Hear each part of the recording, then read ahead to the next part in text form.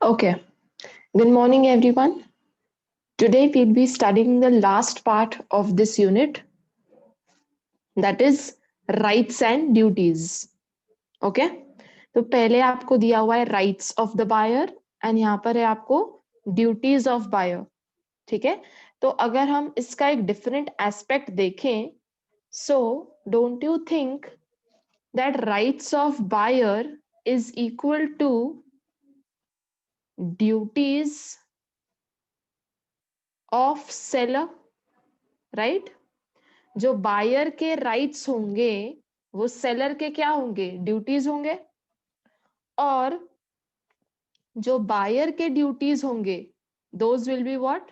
Those will be the rights of seller. Correct? Exactly opposite है. जो इसके duties वो दूसरे के राइट्स, जो इसके राइट्स वो दूसरे के ड्यूटीज. राइट? सो अगर एग्जाम में आपको ऐसा पूछ लेते हैं that what are the duties of seller, है ना, तो आप क्या कहोगे? आप फिर सिंपली ये सब चीजें बता दोगे. जो बायर के राइट्स हैं वही सेलर के क्या हो जाएंगे? ड्यूटीज हो जाएंगे. राइट? और जो बायर के ड्यूटीज हैं वो सेलर के राइट्स हो जाएंगे.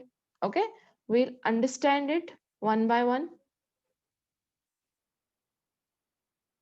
अब जो नेक्स्ट यूनिट है आपका, यूनिट नंबर 4, उसमें आपको दिया हुआ है सेलर के ड्यूटीज और राइट्स. तो वो आपसे आपको फिर अलग से लर्न करने की जरूरत नहीं पड़ेगी. ठीक है, if you understand this you can directly write it. ठीक है, let us go through the first point. Okay, first we are reading rights of the buyer. है ना, बायर के क्या क्या राइट्स हैं. फर्स्ट देखो, right to have the delivery as per the contract. मतलब क्या? अगर कॉन्ट्रैक्ट में ये लिखा है, if there is a contract in which there is a clause which says that delivery should be made within 2 days, तो क्या लिखा है? फर्स्ट राइट क्या है बायर का कि डिलीवरी कैसी होनी चाहिए? As per the contract. मतलब कॉन्ट्रैक्ट में जो जो जैसे जैसे लिखा होगा डिलीवरी उसके हिसाब से ही होनी चाहिए.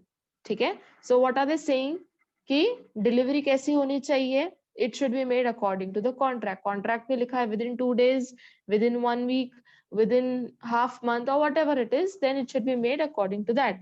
ठीक है, तो यहाँ पर लॉ हमको ये नहीं बताता है कि डिलीवरी कब होनी चाहिए. हमें लॉ सिर्फ इतना बताता है कि डिलीवरी उस हिसाब से होनी चाहिए जो कॉन्ट्रैक्ट में मेंशन्ड है. ठीक है, so this is the first right of the buyer to have the delivery which is as per the contract. ठीक है, अब अगेन यहाँ पर सेक्शंस लर्न करने की जरूरत नहीं है, सिर्फ आपको यहाँ पर रेफरेंस दिया है. ओके, सेकेंड पॉइंट देखो, right to reject the goods. Now 2 days before we studied delivery of wrong quantity. Correct, हमने ये कंसेप्ट पढ़ा था डिलीवरी ऑफ रॉन्ग क्वांटिटी. अब इफ यू रिमेम्बर इसमें हमने 3 चीजें पढ़ी थी. फर्स्ट क्या था? जहां पर मैंने 100 गुड्स ऑर्डर किए थे पर मुझे कितने गुड्स आए थे? सिर्फ 80. सेकेंड केस क्या था? जहां पर मैंने 100 गुड्स ऑर्डर किए थे बट मुझे गुड्स कितने आए थे? 120. थर्ड केस क्या था? जहां पर मैंने 10 गुड्स ऑर्डर किए थे और मुझे डिलीवर भी कितने होते हैं? 10. पर ये जो 10 है वो मिक्स्ड है. करेक्ट, ये हमने 3 डिफरेंट डिफरेंट केसेस देखे थे इन द और हेडिंग क्या था? Wrong quantity. तो अगर आपको याद होगा तीनों में एक हमें ऑप्शन था. फर्स्ट ऑप्शन क्या था? टू रिजेक्ट द गुड्स, है ना. फर्स्ट ऑप्शन सभी केसेस में what was the first option? To reject the goods. देखो बस उसी की बात की गई है. सेक्शन 37 क्या बोलता है? To reject the goods. मतलब अगर गुड्स मेरे अनुसार डिलीवर नहीं हुए हैं, जो मैंने सेलर को डिस्क्रिप्शन दिया था फोन पर और उसने मुझे वैसे गुड्स सेंड नहीं किए हैं, then the all I have all the rights to reject the goods because they do not correspond to the description which is given by me. ठीक है, so I will simply reject the goods. तो ये भी buyer का एक right है कि वो गुड्स को रिजेक्ट करे if they are not according to his or her description. ठीक है, so this is point number 2. Point number 3 देखो, right to repudiate. What is the meaning of repudiate? लिख लो वहां पर, ये हमने यूनिट 2 में भी देखा है। रेप्यूडिएट का मतलब क्या होता है? Right to cancel, right to cancel. लिख लो, राइट टू रेप्यूडिएट का क्या मतलब होता है? Right to cancel. रेप्यूडिएट का मीनिंग होता है कैंसिलेशन, ठीक है। Now if you remember, in unit number 2 we spoke about implied conditions, है ना? हमने बहुत सारे इम्प्लाइड कंडीशंस आपने अभी टेस्ट के लिए भी पढ़े थे, right? There are some 7 to 8 implied conditions. Condition as to title, sample, wholesomeness, mercantility, right? So there are those many implied conditions. तो हमने पढ़ा क्या है बेसिकली, कि जो जो implied conditions हैं, ओके, अगर वो फुलफिल नहीं होते हैं तो बायर को रेमेडी क्या मिलती है? कि वो कॉन्ट्रैक्ट को कैंसिल कर देगा, राइट? अगर मैंने जो सैंपल ऑर्डर किया था, अगर उसके हिसाब से मुझे क्वांटिटी नहीं डिलीवर की जाती है, तो what is my right as buyer? I have the right to cancel the contract, to repudiate the contract. तो यहाँ पर वो किसका रेफरेंस दे रहे हैं? They are firstly they are speaking of implied conditions, और हमने पढ़ा है इम्प्लाइड कंडीशंस में रेमेडी क्या मिलती है? इम्प्लाइड कंडीशंस में रेमेडी ये मिलती है कि बायर कॉन्ट्रैक्ट को कैंसिल कर सकता है, ठीक है। अब मैंने आपको पहले भी बताया था कि whenever I use the word condition, आपको एक एग्जाम्पल याद आना चाहिए। And what was that example? The example was of advance. क्या एग्जाम्पल था? एडवांस का एग्जाम्पल था। Supposedly there is a seller, there is a buyer, ठीक है। सेलर ने बायर के ऊपर एक कंडीशन रखा है कि you have to give me ₹10,000 in advance, okay, and then the seller will sell his bike to the buyer, है ना? seller willing है, seller is ready to sell his bike, buyer is ready to purchase, पर seller ने एक condition क्या रखी है buyer के ऊपर कि you have to pay me 10,000 as advance। तो सपोजिटली बायर ये एडवांस का ये जो कंडीशन है ये फुलफिल नहीं कर पाता है, तो will the seller move ahead? नहीं, सेलर को अगर पता चल जाता है कि बायर इज अनेबल टू पे द एडवांस, तो सेलर क्या करेगा? फिर seller will simply cancel the contract. या आप ऐसे पकड़ लो, यहाँ पर तो मैं सेलर की बात कर रही हूँ। Let us take an example where the buyer has kept a condition, ठीक है। अब ऐसे मान लेते हैं कि कंडीशन किसने रखा है? बायर ने रखा है, और बायर ने क्या कहा है कि you have to give me the delivery of goods within 2 days। अगर तुम मुझे 2 दिन के बाद डिलीवरी दोगे तो मैं वो गुड्स को एक्सेप्ट नहीं करूंगा, ठीक है। तो यहाँ पर कॉन्ट्रैक्ट एग्जीक्यूट करने से पहले ही बायर ने ये बता दिया है कि भाई हम जिस दिन कॉन्ट्रैक्ट एग्जीक्यूट करेंगे उसके ठीक 2 दिन पहले, या उसके ठीक 2 दिन बाद में मुझे गुड्स मिल जाने चाहिए, ठीक है। I should get the goods, I should get the delivery of goods. ये बायर ने सेलर के ऊपर कंडीशन रखी है।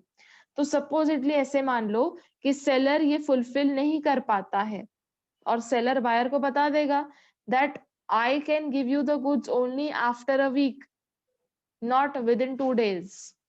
सो सेलर बायर को ये चीज ऑलरेडी बता देता है। अब बायर को ये मंजूर नहीं है तो बायर क्या कर लेगा? Buyer will cancel the contract.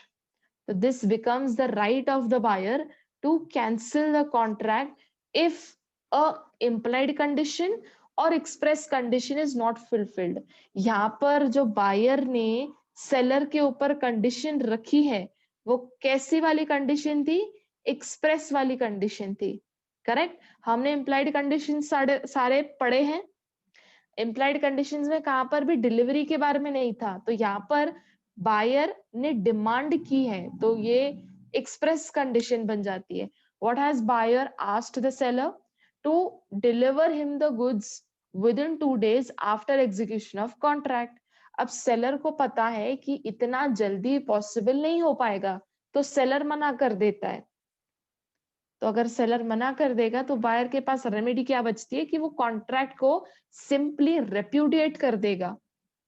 Okay, so this is the example. मैं इसलिए आपको कहती हूँ whenever I use the word condition, आपको ये वाला एग्जाम्पल याद आना चाहिए, where the buyer gets the remedy to cancel the contract. ठीक है, फोर्थ राइट देखो, right to notice of insurance, ये सबसे इंपॉर्टेंट राइट है।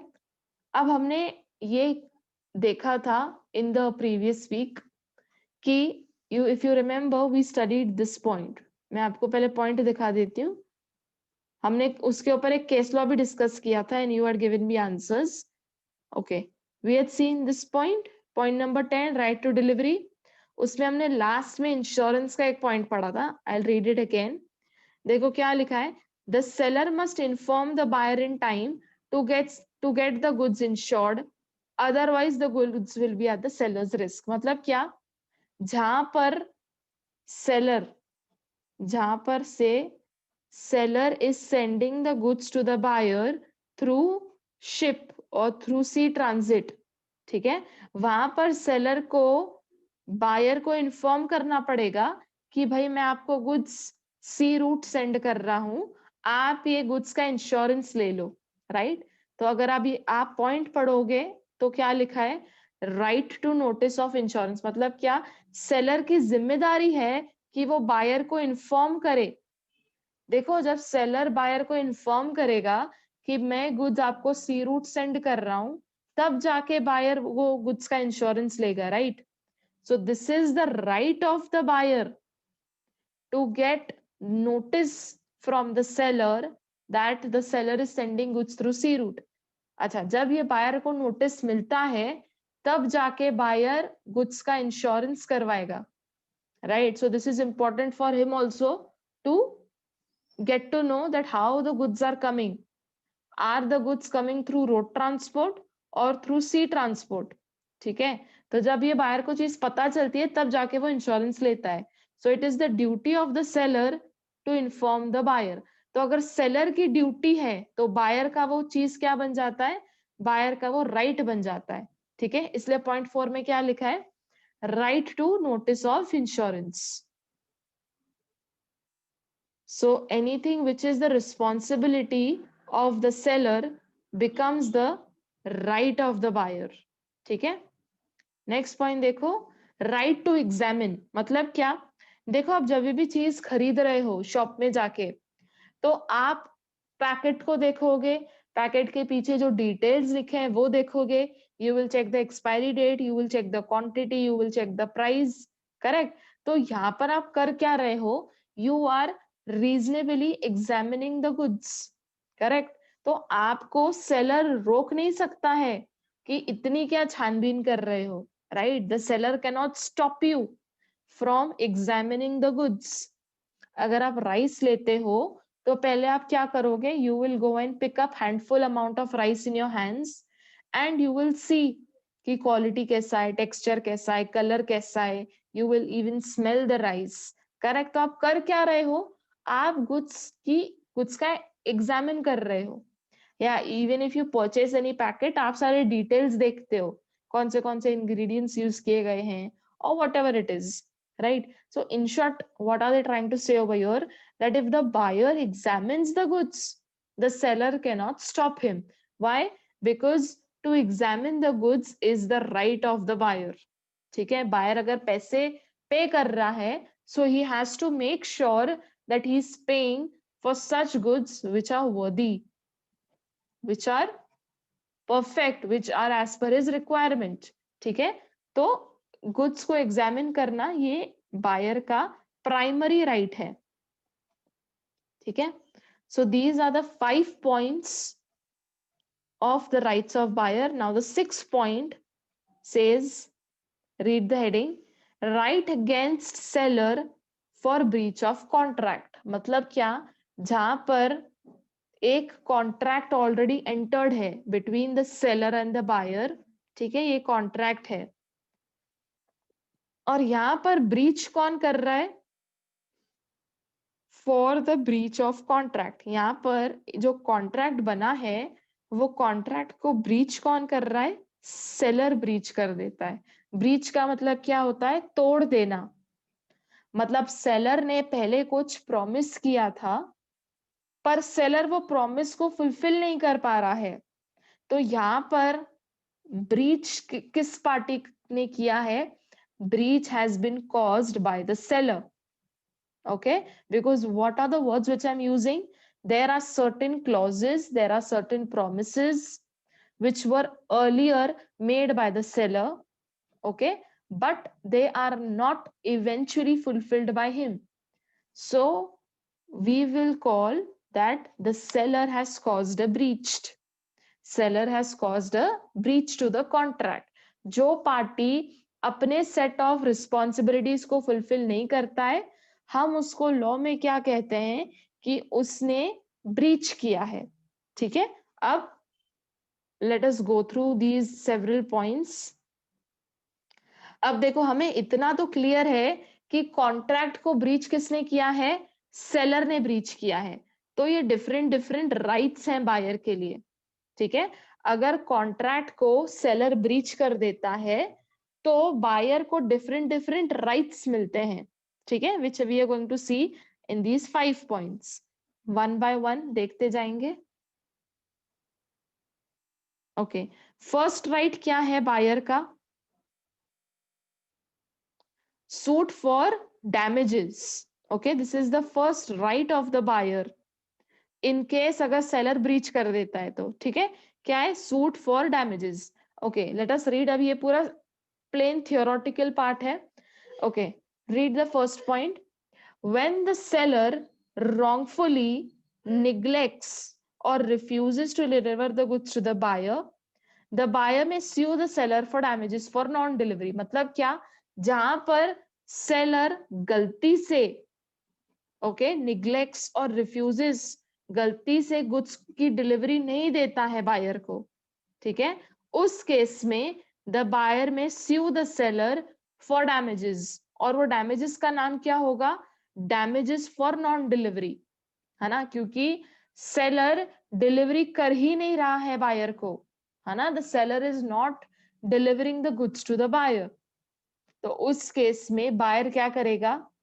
buyer will sue the seller for damages for non delivery. तो वो जो damages का मतलब क्या होता है? कि सेलर से वो कुछ पैसे ले लेगा. ओके, पहले तो उसके खिलाफ केस फाइल कर देगा, क्योंकि यहाँ पर वर्ड यूज्ड क्या है? आप ध्यान से देखो, सूट. सूट मतलब क्या होता है? केस फाइल करना. ठीक है, तो पहले तो बायर सेलर के खिलाफ केस फाइल कर देगा. केस फाइल करने के अलावा उसके एडिशन में उसके खिलाफ डैमेजेस क्लेम करेगा, और वो डैमेजेस का नाम यहाँ पर दिया है, that is damages for non delivery. ठीक है, क्योंकि यहाँ पर सेलर ने ब्रीच किया. और ब्रीच क्यों किया है? मतलब सेलर बायर को डिलीवरी दे ही नहीं रहा है. Buyer is willing to pay, buyer is willing to accept the delivery, but यहाँ पर सेलर डिलीवर ही नहीं कर रहा है गुड्स बायर को. तो उस केस में ब्रीच किसने किया है? सेलर ने ब्रीच किया है. करेक्ट. तो what will buyer do? Buyer will firstly file a suit. Okay, plus he will claim, ये यहाँ पर मैं प्लस लिख देती हूँ, plus he will claim damages for non delivery. मतलब केस फाइल करना तो ये तो प्राइमरी है, उसके अलावा उसके एडिशन में बायर सेलर से कुछ डैमेजेस ले लेगा, और वो डैमेजेस का नाम क्या है? Damages for non delivery. ठीक है, डैमेजेस का मतलब क्या होता है? Compensatory amount. ठीक है,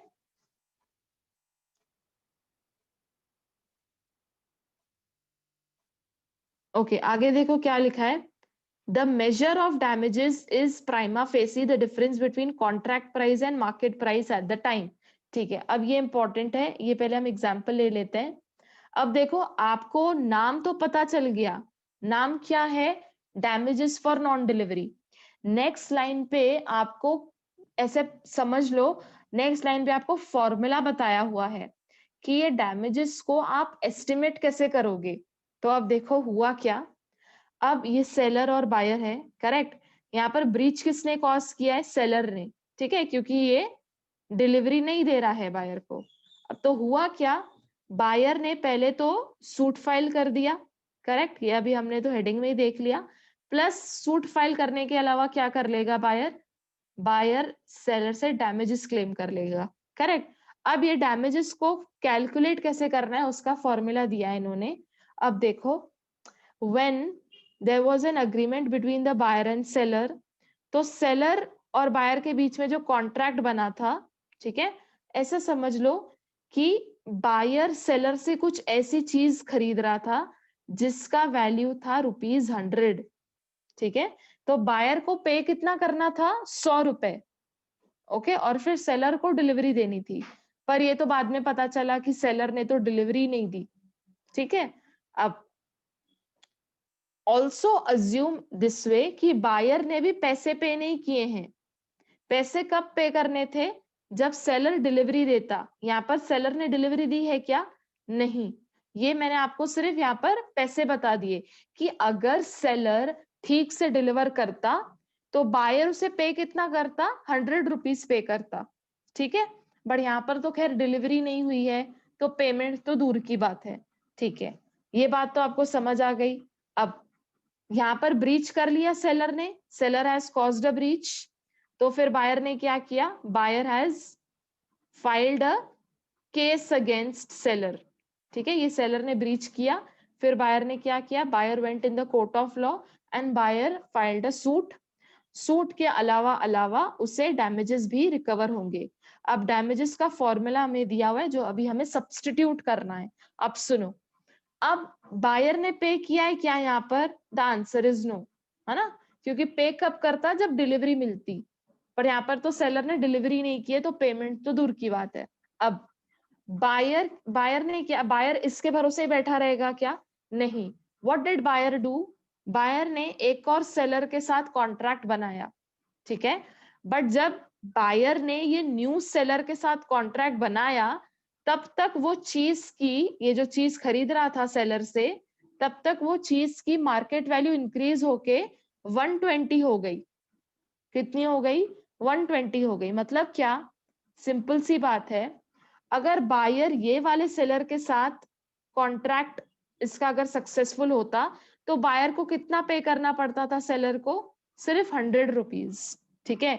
बट ये तो सेलर ने ब्रीच कर लिया, डिलीवरी नहीं दी, सो एंड सो, तो ये तो मतलब ऐसे समझ लो कि एक कॉन्ट्रैक्ट एग्जीक्यूट ही नहीं हो पाया, ठीक है। उसके बाद क्या हुआ? बायर ने कोई न्यू सेलर के साथ कॉन्ट्रैक्ट बनाया, because buyer needs that commodity, right.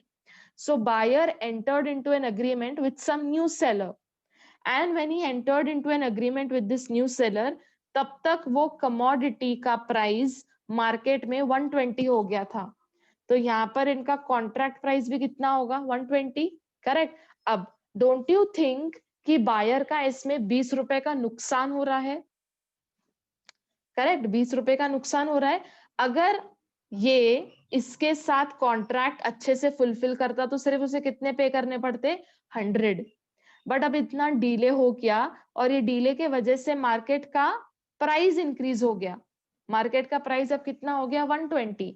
तो अब बायर जिसके साथ भी न्यू कॉन्ट्रैक्ट बनाएगा, जो जिसके साथ भी न्यू कॉन्ट्रैक्ट बनाएगा वो कमोडिटी के लिए, now the commodities price has increased from ₹100 to ₹120. So now the buyer has to pay additional ₹20 to procure that commodity, to purchase that commodity. तो यहाँ पर लॉस कितना हो रहा है सेलर का, सॉरी बायर का? So if you see, the buyer has to additionally pay ₹20। ये एडिशनल 100 तो उसे पे करना ही है, पर एडिशनली कितना पे करना है? 20। इसलिए यहाँ पर नोट्स में क्या लिखा है? दैट डैमेजेस का यहाँ पर आपको फॉर्मूला बताया है, correct. What is the formula of damages? The formula for damages is the difference between contract price and market price. तो यहाँ पर तो मैंने सिर्फ यहाँ पर कम नंबर्स एज्यूम किए हैं, that is 100 and 120, but actually में हाई नंबर्स होते हैं। या अगर स्मॉल नंबर्स भी होंगे तो क्वांटिटी ज्यादा होगी, ठीक है। तो यहाँ पर तो मैंने ऐसे अज्यूम किया है कि बायर को सिर्फ एक ही क्वांटिटी खरीदनी थी, ओनली 1 यूनिट, ठीक है। तो यहाँ पर पहले वो कितना पे कर रहा था, 100, बट अब कॉन्ट्रैक्ट पूरा रद्द हो गया, so and so now he has made a agreement with some new person. तो अब मार्केट में वो चीज का वैल्यू कितना हो गया है, 20। तो difference between contract price, that is this price, this is will be called as contract price, and the difference between contract price and market price, तो difference कितना हुआ दोनों में, ₹20। तो यहाँ पर damages का वैल्यू कितना होगा, ₹20। तो ये आपका फॉर्मूला है। तो damages को कैलकुलेट कैसे करोगे, the difference between contract price and market price, ठीक है। अगर इनिशियली ये सेलर के साथ कॉन्ट्रैक्ट सक्सेसफुल होता तो सिर्फ 100 पे करने पड़ते थे, पर सेलर ने ब्रीच किया, ठीक है। तो now buyer is wanting to enter into a contract with some new seller, यहां पर मैं लिख देती हूँ सेलर नंबर 1। तो जब इसने कॉन्ट्रैक्ट बनाया न्यू सेलर के साथ, तब तक वो कमोडिटी का प्राइस 100 रुपए से 120 हो गया था। So now the buyer has to pay additional ₹20। तो जितना भी एडिशनल होता है वो बन जाएगा डैमेजेस, ठीक है। तो अगर अभी नोट्स पढ़ लो, you will understand the formula.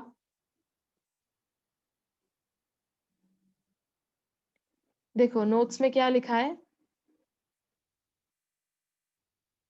The measure of damages, मतलब क्या, डैमेजेस को कैसे कैलकुलेट करोगे, the difference between contract price and market price at that time, ठीक है। यहाँ पर आपको फॉर्मूला सब्स्टिट्यूट करके मैंने नंबर्स में आपको बता दिया कि कॉन्ट्रैक्ट प्राइस क्या होगा।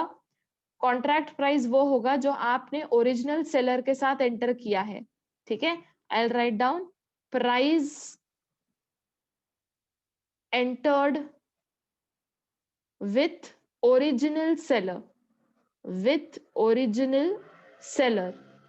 और मार्केट प्राइस क्या होगा, price entered with new seller. तो इन दोनों का जो डिफरेंस होगा उसको हम डैमेजेस कहेंगे। लिख लो आप भी, और ब्रैकेट में यहाँ पर लिखो so that you will remember. यहाँ पर लिखो 100 और यहाँ पर लिखो 120। और फिर व्हाट यू कैन डू, ये लिख के you can write therefore damages is equal to ₹20। So you can do one thing, you can notebook में हेडिंग दे दो सूट फॉर डैमेजेस, और डैमेजेस का पहले ये लाइन लिख लो, the difference between contract price and market price, and then write down this. Contract price मतलब कौन सा price, the price which was entered with original seller that is 100, और मार्केट प्राइस क्या होगा, price which was entered with new seller that is 120, ठीक है। ये लिख लो, I wait. Yes, so we are done with discussing the first point that is suit for damages. Suit for damages में हमने दो चीजें देखी हैं। First is that seller has caused the breach, और सेलर ने ब्रीच कैसे किया है, उसने डिलीवरी नहीं दी है, इज रिफ्यूज्ड और neglected to deliver the goods. तो बायर क्या करेगा, बायर उसके खिलाफ सूट फाइल कर देगा, ओके, और डैमेजेस क्लेम करेगा। और वो डैमेजेस का नाम क्या होगा, डैमेजेस फॉर नॉन डिलीवरी, है ना। और वो डैमेजेस को कैलकुलेट कैसे करोगे, the difference between contract price and market price. ये कैसे कैलकुलेट करते हैं मैंने आपको ऑलरेडी बता दिया है, ठीक है। You can right example 100 and 120 so that the example मतलब क्लिक हो जाएगा।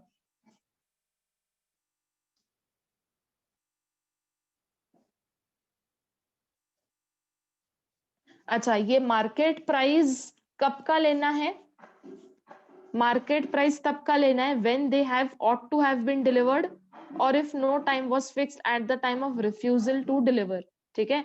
तो एक्चुअली यहाँ पर मार्केट प्राइस का नहीं, यहाँ पर कॉन्ट्रैक्ट प्राइस का टाइम बताया है। कॉन्ट्रैक्ट प्राइस क्या था आपके एग्जाम्पल में, ₹100, करेक्ट।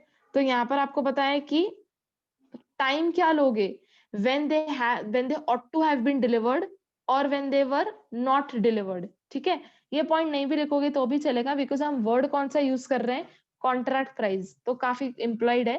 तो if you want you can just cut this line, last वाला लाइन को कट कर दो, it is it hold no significance rather, ठीक है। Yes, the next point which you were talking about, देखो सूट फॉर प्राइस, अब exactly आप वही लिखा है जो आपका डाउट था। If the buyer has paid the price and goods are not delivered, correct, यही आपका डाउट था। He can recover the amount paid, मतलब क्या उसको रिफंड मिल जाएगा। तो यहाँ पर what are they additionally saying कि उस केस में भी आप केस फाइल कर सकते हो, है ना। तो ऐसा नहीं है कि बस आपको रिफंड मिल गया तो आप बस हो गया, है ना। So you can also file a case and you will get the refund if you have already paid the price and goods are not delivered. ठीक है, तो ये तो सिंपल पॉइंट था। नेक्स्ट पॉइंट देखो, सूट फॉर स्पेसिफिक परफॉर्मेंस। अब ये ध्यान से सुनना, इसका एक डिफरेंट एग्जाम्पल है। अब स्पेसिफिक परफॉर्मेंस मतलब क्या, ना you already know basic points relating to auction sale, correct. आपको ऑक्शन सेल के बारे में ऑलरेडी आइडिया है।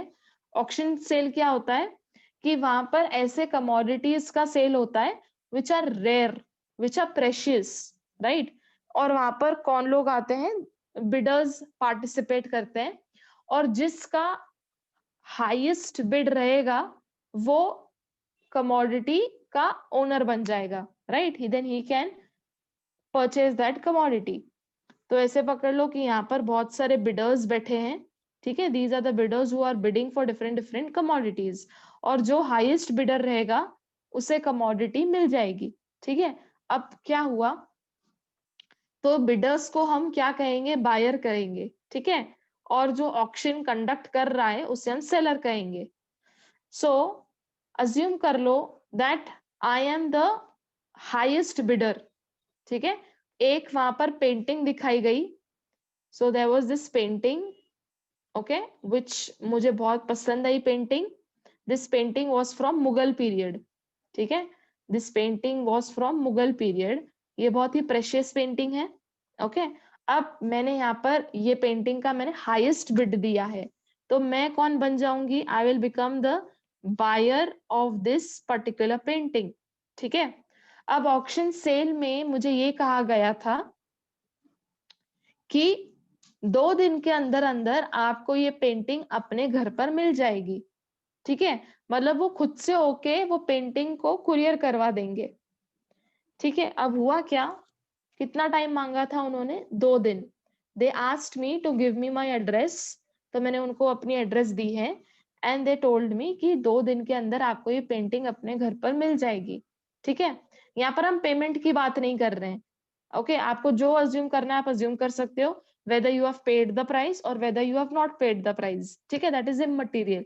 So in short I'm saying that payment holds no role over here, you can assume both the things, क्योंकि दोनों cases में जो भी हम डिस्कस करेंगे सेम होगा, whether payment has been made or payment has not been made, ठीक है।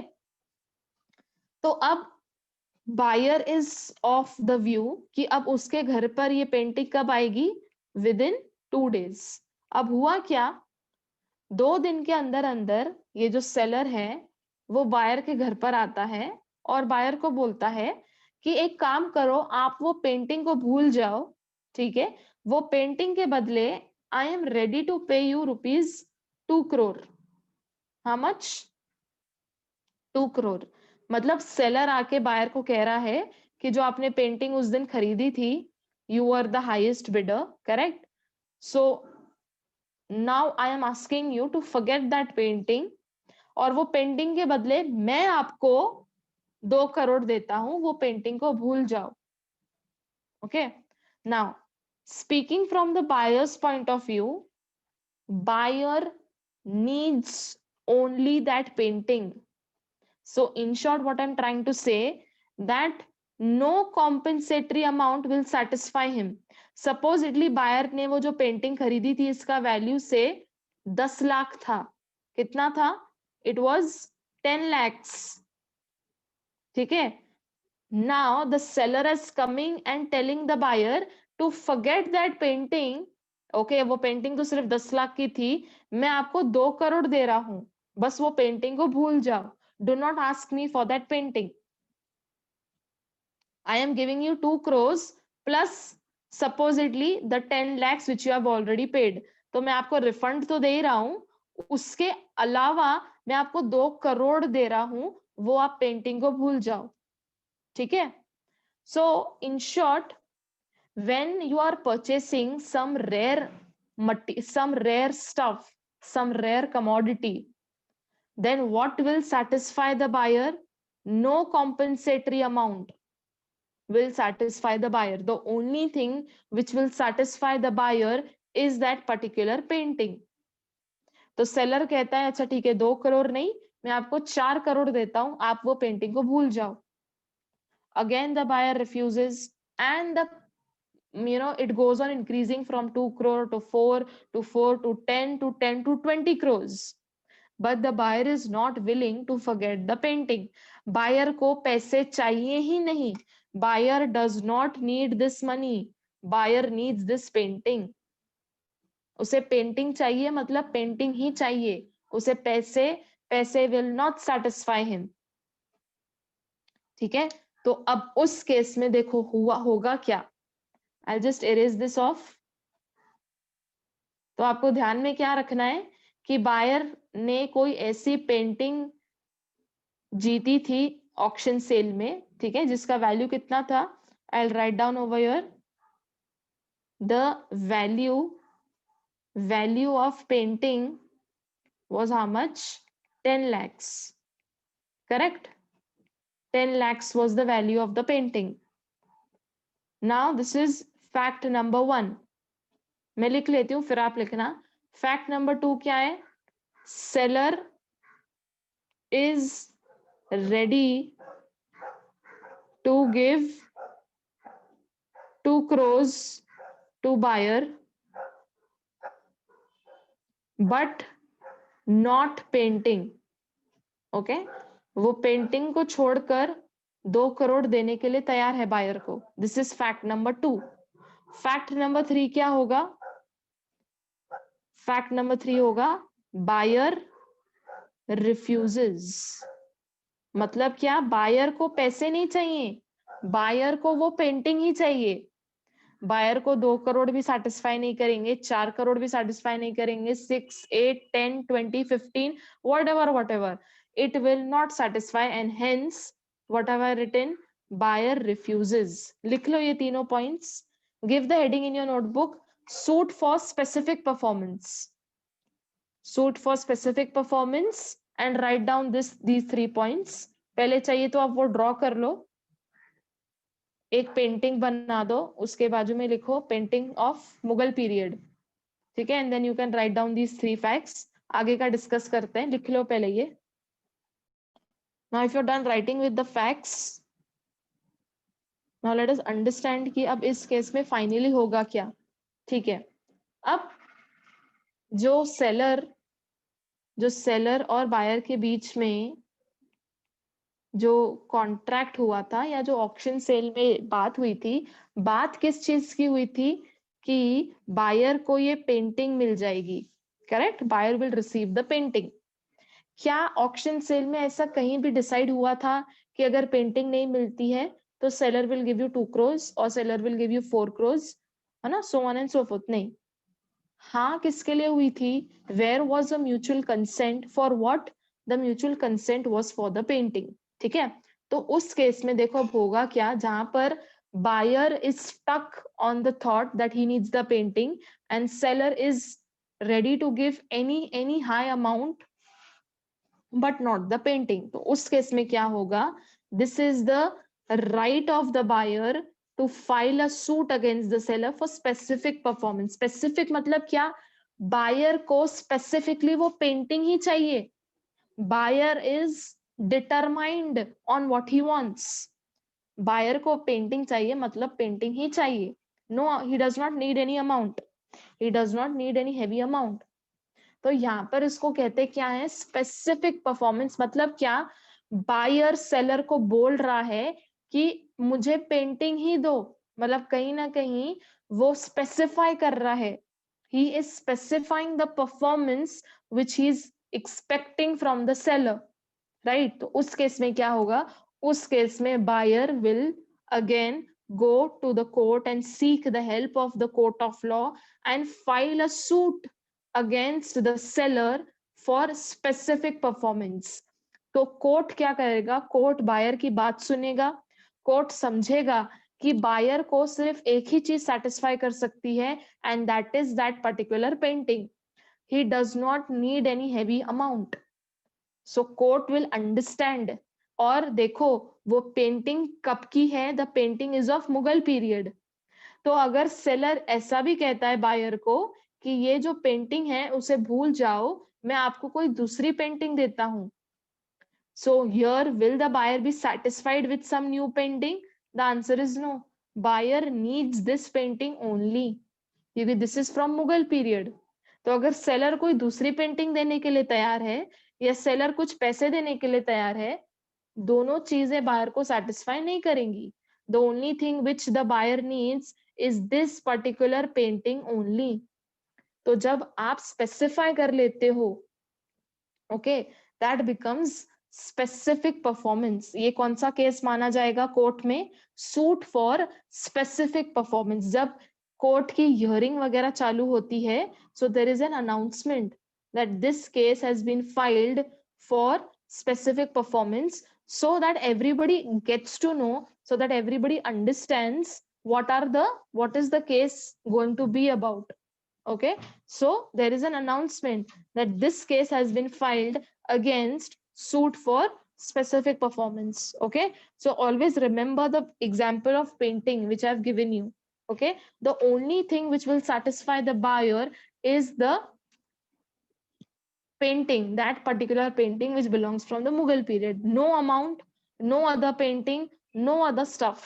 Okay, let us read now. Okay, the buyer may sue the seller. क्या लिखा है? The buyer may sue the seller for specific performance of contract to sell. If the goods are specific, the court may, if it thinks fit, order specific performance of court. मतलब क्या? Court पहले buyer की बात सुनेगा, ठीक है, buyer की बातों से कोर्ट समझेगा, एंड उसके बाद when court finally agrees with the buyer, the court will give an order for specific performance. मतलब क्या? अब कोर्ट, ये एक court will instruct the seller to give the painting to the buyer. मतलब court अब एक ऑर्डर इशू कर रहा है सेलर के ऊपर कि ये कोर्ट का ऑर्डर है कि आप ये पेंटिंग जो बायर को चाहिए वो बायर को दे दो. If the court is satisfied from what the buyer claims, if the court is satisfied from what the buyer claims, then in that case the court will issue an order for the seller to pass on the painting to this particular buyer. ठीक है, तो specific performance में अगर आप देखोगे, so who is winning the case, या जिसका case the buyer, case किसके फेवर में आएगा? बायर के फेवर में आएगा. क्यों? क्योंकि बायर हैज वैलिड पॉइंट्स. जो ऑक्शन सेल में किस चीज का बात हुआ था? ऑक्शन सेल में पेंटिंग की बात हुई थी, राइट? तो कोर्ट भी फिर किसके फेवर में डिसीजन पास करेगा? बायर के फेवर में, provided buyer has valid points, buyer is logical, and जो भी है कोई फ्रॉड वगैरह को कोई चक्कर नहीं है. If the court is satisfied, then the court will issue orders for the seller to pass on the property to the buyer. Property in the sense this painting which belongs from the Mughal period. ठीक है, तो इसको हम कहते हैं specific performance, जहां पर buyer को सिर्फ ये पेंटिंग ही सेटिस्फाई कर सकती है. No heavy amount, no other painting, no other commodity. ठीक है, तो उस केस में जहां पर सेलर पेंटिंग देने के लिए तैयार नहीं है, तो बायर किसकी जाके हेल्प लेगा? Buyer will take the help of the court. Court will issue orders, और फिर सेलर को वही करना पड़ेगा जो कोर्ट उसे ऑर्डर दे रहा है. ठीक है,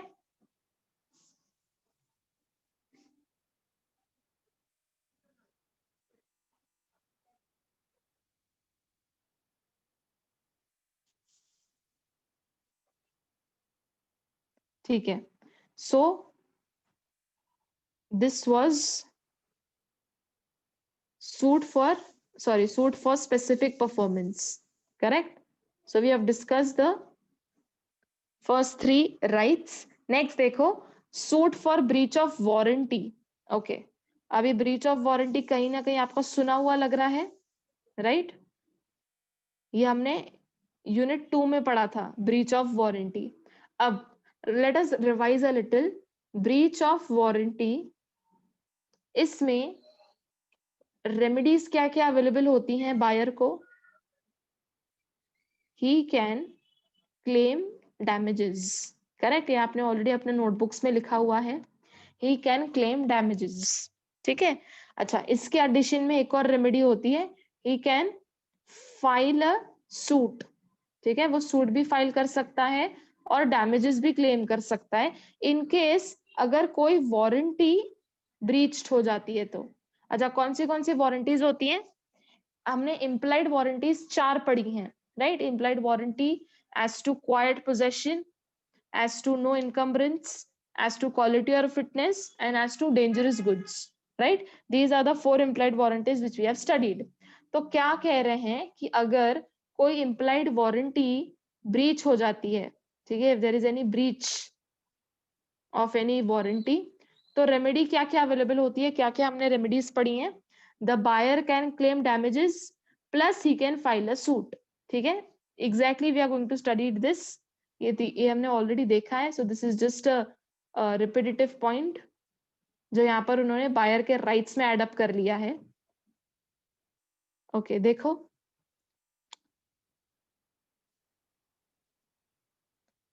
ओके, अगर ब्रीच ऑफ वारंटी हो जाती है, the buyer is not by reason only of such breach of warranty entitled to reject the goods. अच्छा, अब इसका मतलब समझो। जब हम इम्प्लाइड कंडीशंस की बात करते हैं, ठीक है, उस केस में रेमेडी अवेलेबल क्या होती है बायर को? He can reject the goods and he can get the refund of the price. मतलब उसने इस केस में क्या कर लिया, अगर कोई कंडीशन ब्रीच हो जाती है तो वो गुड्स को वापस रिटर्न कर लेगा और वहां से रिफंड ले लेगा, ठीक है। तो इन शॉर्ट इसको कहते क्या है? To repudiate the contract, correct? आपने इम्प्लाइड कंडीशन में रेमेडी पढ़ी है, what is the remedy which is available to the buyer? He can repudiate the contract. Repudiate the contract का मतलब क्या होता है? आप गुड्स को रिटर्न कर लो और वहां से रिफंड ले लो, सिंपल, क्लियर कट। ये किसकी बात कर रहे हैं हम इम्प्लाइड कंडीशंस की बात कर रहे हैं। बट अगर हम देखें इम्प्लाइड वारंटीज में क्या रेमेडी है? आप सिर्फ you can only claim damages. इस केस में क्या आप गुड्स को रिफंड दे सकते, क्या आप गुड्स को रिटर्न कर सकते हो, क्या आप वहां से रिफंड ले सकते हो? The answer is no.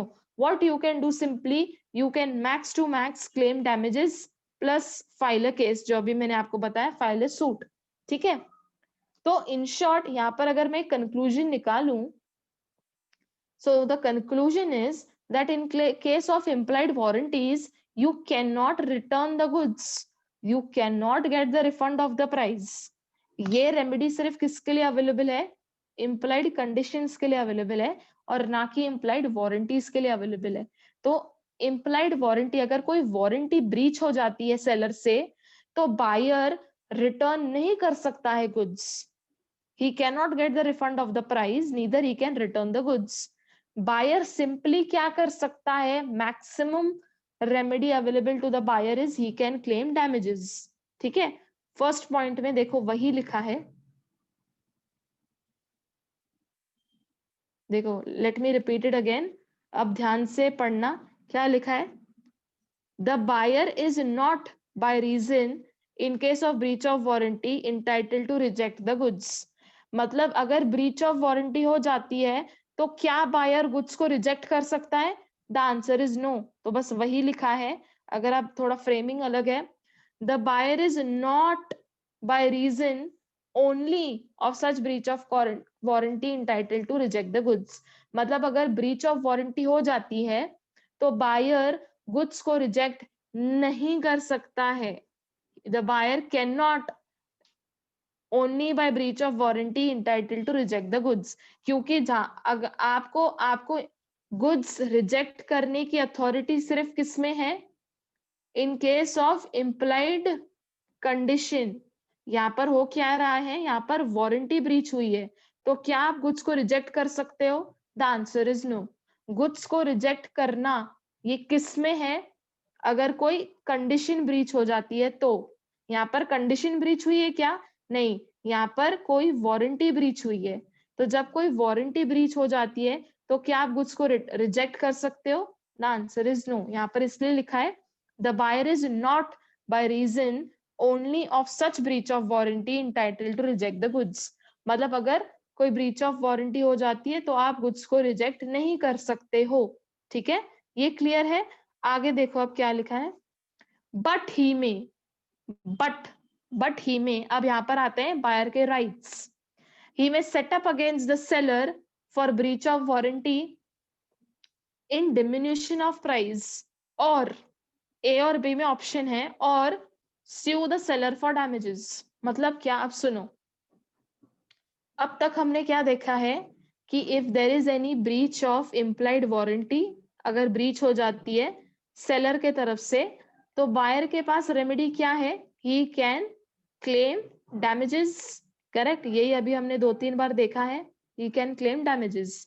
This is option number B, he can sue the seller for damages. मैंने आपको क्या कहा? डैमेजेस क्लेम करने के अलावा प्लस उसके खिलाफ सूट भी फाइल कर सकता है buyer. Correct, so buyer can claim damages and buyer can file a suit. ये तो अभी आपको ऑलरेडी चीज पता है। This is nothing, this is not anything which we are studying new. ठीक है, this is option number B. अब हमें समझना क्या है, हमारे लिए नया क्या है? ऑप्शन ए नया है। अब ये सुन लो क्या लिखा है। Option A says that set up against the seller for breach of warranty in the extinction of price, in the extinction of price। अब सुनो, I'll give you one example। अब देखो हुआ क्या, ये है सेलर, ये है बायर। ठीक है, अब इन दोनों के बीच में एक कॉन्ट्रैक्ट था। ठीक है, पर सेलर ने ब्रीच कर लिया। ओके, ब्रीच क्या कर ली? ब्रीच ऑफ वारंटी कर ली। तो बायर के पास मैक्सिमम रेमेडी क्या है? That he can claim damages plus he can file a suit. ये अभी हमने ऑलरेडी ऑप्शन बी में देख लिया है। ऑप्शन ए देखो कैसा नया है। अब अगर ये वाला जो कॉन्ट्रैक्ट होता, अगर ये स्मूथली परफॉर्म होता, so buyer would have paid ₹200 to the seller, और सेलर इसे कमोडिटी दे देता। Seller will give the commodity to the buyer and buyer will pay for the price. Correct, obvious सी चीज है, बायर प्राइस पे करता है। तो कितना प्राइस पे करता है? यहाँ पर कमोडिटी का वैल्यू कितना था? 200। ठीक है, अब ऐसा पकड़ लो कि ये बायर भी फर्दर सेल करने वाला था। he was going to further sell it to some customer, he was further going to sell it to some customer। ठीक है, अब हुआ क्या है, यहां पर ब्रीच किस चीज का हुआ है? वारंटी का ब्रीच हुआ है। करेक्ट, तो क्या बायर इस केस में ये गुड्स वापस रिजेक्ट कर सकता है क्या सेलर को? Can he return the goods to the seller? The answer is no. Right, तो मतलब गुड्स अभी भी किसके पास है? Goods are with the buyer. ठीक है, यहाँ पर कोई इंप्लाइड वारंटी ब्रीच हो गई है, तो क्या बायर इस केस में सेलर को गुड्स रिटर्न कर सकता है? The answer is no. Right, अब हुआ क्या, there is some implied warranty which has been breached by this seller. अब ये बायर को भी फर्दर सेल करना है टू सम कस्टमर। ठीक है, अब बायर ने 200 तो ऑलरेडी पे कर दिए हैं, है ना? अब रिफंड तो मिल नहीं सकता है, ना ही बायर रिजेक्ट कर सकता है गुड्स को, क्योंकि ये रेमेडी किस में अवेलेबल होती है? कंडीशंस में अवेलेबल होती है, और ना कि वारंटीज में। करेक्ट, वारंटीज में सिर्फ एक ही रेमेडी अवेलेबल है, that is you can claim damages. अब हुआ क्या, जब बायर ने ये प्रोडक्ट खरीदा तो उसने कितना पे किया था? 200। ठीक है, now some there is lack of some warranty. अब जब ये बायर ने फर्दर सेल किया कस्टमर को, तब वो कमोडिटी का प्राइस हो गया था 150। और 150 क्यों हुआ? क्योंकि ये सेलर ने एक वारंटी ब्रीच कर ली। तो बायर के पास क्या ये वारंटी आती है? The answer is no. तो क्या ये बायर फर्दर कस्टमर को ट्रांसफर कर पाएगा वो warranty? The answer is again no. जो चीज बायर के पास है ही नहीं, वो कैसे फर्दर ट्रांसफर करेगा किसी कस्टमर को? सो इन शॉर्ट अगर देखोगे तो इसके तरफ से भी ब्रीच हुआ है when it comes to this customer, correct? तो अब ये कस्टमर ने वो गुड्स कितने, नुकसान कितना हुआ है? I say ₹50, the difference between these two prices 200 and 150, correct? So जब बायर ने सेलर से खरीदे गुड्स, ओके, तो गुड्स का प्राइस कितना था? 200 था, ठीक है। बट सेलर के तरफ से कोई ऐसी वारंटी ब्रीच हुई है, ठीक है, there has been a breach of warranty by this seller, ठीक है, गॉट इट? अब can this buyer return the goods? Can this buyer get the refund of his price? नहीं, ये रेमेडी अवेलेबल है ही नहीं। बायर रिजेक्ट भी नहीं कर सकता है और प्राइस का रिफंड भी नहीं ले सकता है। तो अब वो क्या करेगा? वो अब ये दूसरे कस्टमर को सेल करेगा, ठीक है? अब जो चीज बायर को मिली ही नहीं है, क्या वो फर्दर ट्रांसफर कर सकता है? The answer is no. See, buyer has the goods, no doubt, तो बायर ये गुड्स कस्टमर को दे देगा, पर वो गुड्स के साथ जो एक वारंटी अटैच्ड होनी चाहिए थी, वो वारंटी अटैच्ड नहीं है। तो बायर ने अब वो कमोडिटी को कम में खरीदा है। तो ये जो कस्टमर है, ये कस्टमर क्या कहता है? मैं आपसे गुड्स तो ले लेता हूं, पर आपके पास ये चीज की वारंटी नहीं है, इसलिए मैं आपको कम प्राइस में आपसे ये गुड्स खरीद रहा हूं, दैट इज ₹150। तो यहाँ पर ये बायर का घाटा कितना हुआ? ₹50। अगर बायर के पास ये वारंटी अटैच्ड होती तो ये कस्टमर उससे कितने में खरीदता? ₹200 और मोर देन 200, करेक्ट? क्योंकि बायर भी प्रॉफिट मार्जिन लगा के सेल करता। So this customer would have sold him, would have purchased it for rupees say 210. तो उस केस में बायर का प्रॉफिट कितना होता? He has purchased it for 200 and he is selling it for 210. तो इसमें बायर का प्रॉफिट कितना होता? ₹10, correct? But now there is some warranty which this buyer has only not received. So what will he further transfer it to the customer? He cannot transfer anything to the customer, correct? तो इस case को हम क्या कहते हैं? डिम्यूनिशन of price. मतलब यहाँ पर प्राइस कम हो गई है, ₹200 से कितनी हो गई है? 150। Set up against the seller for breach of warranty in diminution of price. Diminution मतलब क्या? प्राइस का नीचे गिरना, when the price reduces, diminution और extinction of price। तो यहाँ पर प्राइस 200 से कितना हो गई? 150। क्यों हो गई 150? इसका भी रीजन क्या है? 200 से it fell down to 150. Why did it fell down to 150? Because seller has sold some goods to the buyer.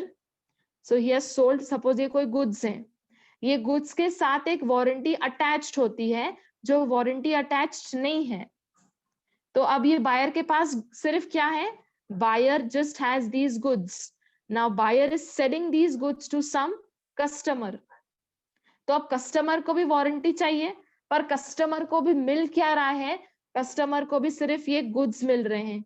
क्या कस्टमर को ये वारंटी मिल रही है? नहीं, क्योंकि ये बायर के पास ही वारंटी नहीं है। तो बायर क्या बेचेगा? Buyer himself does not has that warranty, so buyer can not further sell it to the customer, correct? तो बायर कस्टमर को दे क्या रहा है? सिर्फ गुड्स दे रहा है। क्या वारंटी दे रहा है? नहीं, क्योंकि वारंटी तो बायर के पास ही नहीं है। तो बायर फर्दर कस्टमर को कैसे देगा वारंटी, राइट?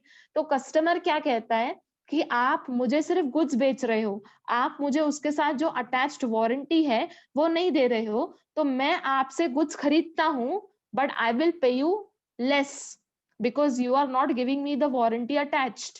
तो बायर, ये जो कस्टमर है, वो कितने में खरीद रहा है गुड्स? 150 में, करेक्ट? तो यहाँ पर नुकसान कितना हो रहा है बायर को? 200 में, because he purchased the commodity from the seller for ₹200 and now he is further selling to this customer for 150. तो what is the loss? ₹50। और कस्टमर 150 में क्यों खरीद रहा है? कम में क्यों खरीद रहा है? क्योंकि कस्टमर को वारंटी अटैच्ड नहीं मिल रही है, कस्टमर को सिर्फ गुड्स ही मिल रहे हैं। तो कस्टमर सिर्फ वो गुड्स का प्राइस पे कर रहा है, that is ₹150। he is not paying for warranty because he is not getting the warranty, ठीक है? तो यहाँ पर नुकसान कितना हो गया? 150। तो इस केस में क्या होगा? ये 150 तो हमने पता कर लिया कि 150 फाइंड आउट क्या करना है। अब now buyer will file a case against this seller for how much, rupees 150, क्योंकि इस केस में बायर का नुकसान हो गया 150 का, तो ये अब ये 150 ये सेलर से वसूलेगा। ठीक है, रीड इट अगेन। अब देखो, पढ़ो तो वापस समझेगा क्या लिखा है। Set up against the seller, option 1 की बात कर रहे हैं हम यहां तक। Set up against the seller for breach of warranty in extinction of price. और पॉइंट बी तो हमें ऑलरेडी पता है, point B is plain, claim for damages, that's it. ठीक है, set up against the seller for claim for damages, that is nothing. वो damages मतलब कितने डैमेजेस, यहाँ पर कैलकुलेशन कैसे करोगे, एनी कॉम्पेंसेटरी अमाउंट। कैलकुलेशन का पार्ट सिर्फ पॉइंट नंबर ए में है। ठीक है, यहाँ पर आता है कैलकुलेशन वाली बात। तो how will you calculate in point number A, the price which the seller sold to the buyer that is 200। ठीक है, फिर बायर ने फर्दर कस्टमर को सेल किया कितने में, 150 में। तो यहाँ पर बायर का नुकसान कितना हो गया, दैट इज ₹50। तो अब ये 50 नुकसान वो कहाँ से ये करेगा, वो सेलर के अगेंस्ट केस फाइल करेगा और वो सेलर से ये ₹150 क्लेम करेगा। ठीक है, क्योंकि बायर का नुकसान हो गया है। So he will file a suit against the seller and claim ₹50 from the seller. ठीक है, set up against the seller for breach of warranty in extension of price. तो जितना नुकसान हो गया है उतना अब वो सेलर से वसूलेगा। ठीक है, सो सूट ऑफ जो ब्रीच ऑफ वारंटी है उसमें आपको दो ऑप्शंस हैं, या तो आप ऑप्शन ए एक्सरसाइज करो और ऑप्शन बी। ऑप्शन बी क्या है, एनी कॉम्पनसेटरी अमाउंट। ठीक है, ऑप्शन बी में कैलकुलेशन की बात नहीं आती है, calculations are only in option number 1। ठीक है, जो दो पॉइंट्स हैं and the duties of the buyer, फिर वो हम कल कर लेंगे। ठीक है, and tomorrow this unit will get completed. Okay, चलो then I see you all tomorrow. अगर कोई डाउट होता है